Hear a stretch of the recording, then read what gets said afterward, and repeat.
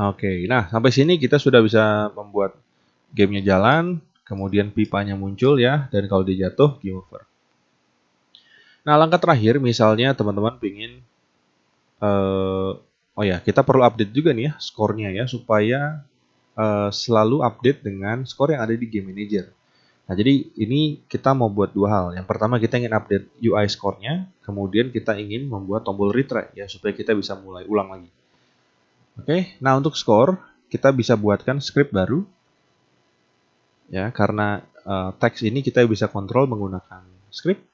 Kita bisa create C# script, kita beri nama score UI. Nah, biasanya saya pribadi untuk script yang berhubungan dengan UI, maka saya tambahkan UI di belakangnya. Oke, ini ada score. Kita drag and drop saja score UI-nya ke dalam objek score. Nah, di dalamnya kita ingin update ya, tapi sebelumnya kita ingin akses ke dalam Game Manager. Again, kita buatkan variabel Game Manager-nya. Kemudian kita tulis di dalam awake bahwa Game Manager-nya adalah find object of type Game Manager. Oke, nah di dalam update-nya kita ingin agar teks skornya itu selalu diisi dengan nilai skor dari Game Manager ini. Nah, untuk itu kita butuh reference ke komponen skor yang kita punya di sini, teks ini ya. Nah, untuk itu kita buatkan variabel teks. Tapi teks ini belum dikenali oleh Unity sekarang karena untuk menggunakan UI pada script kita harus menambahkan using Unity Engine.ui. Nah, baru sekarang teksnya jadi warna hijau nih. Ya, kita beri nama score text. Baru di dalam update kita tuliskan bahwa score text ya, atau ya tulisannya itu adalah game manager score. Nah, karena ini adalah angka, kita ingin tampilkan ke dalam teks, kita harus convert menjadi string menggunakan function namanya toString.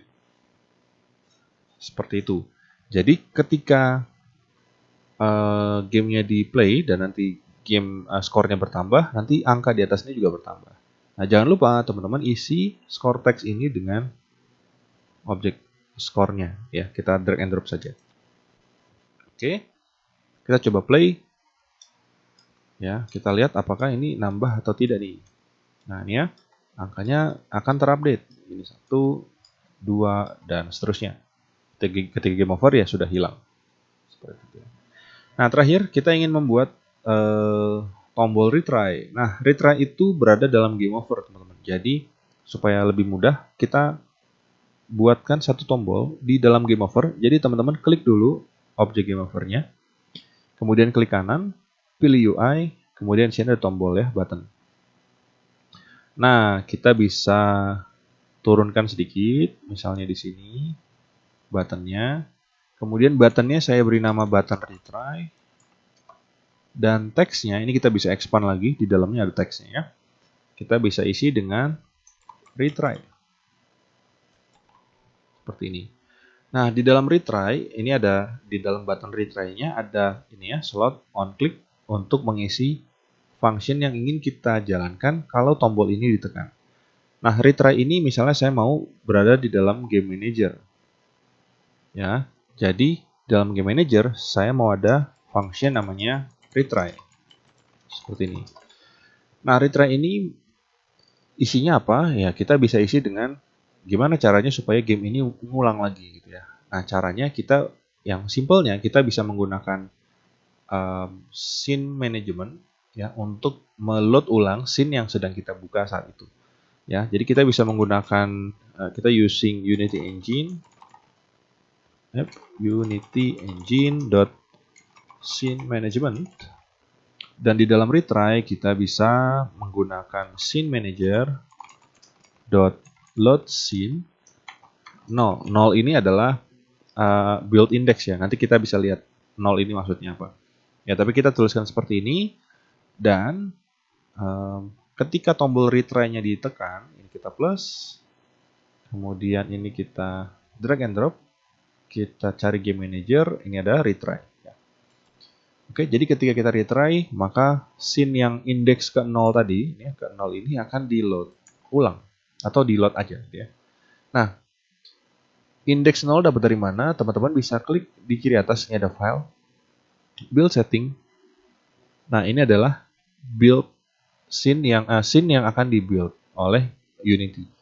Ya, defaultnya ketika kita punya sample scene, kita akan dimasukkan ini ya, sample scene-nya ke dalam build scene ini.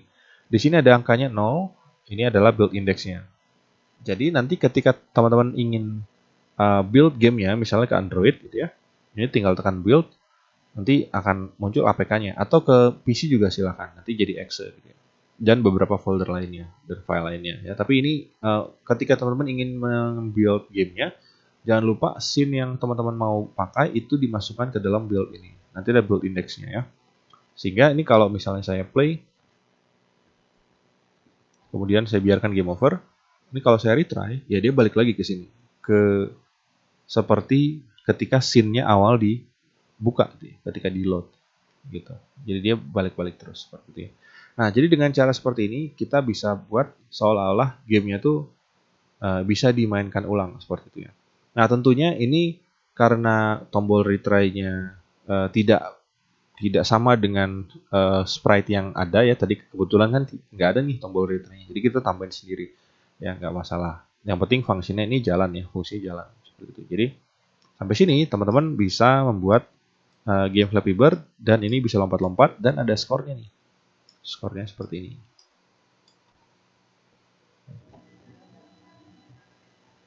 Oke, sekian course game programming kita pada kali ini. Semoga teman-teman yang mengikuti terbantu dalam pembuatan gamenya atau setidaknya dapat memperluas wawasan teman-teman dalam pembuatan game 2D. Oke, jadi sampai ketemu di kesempatan lainnya.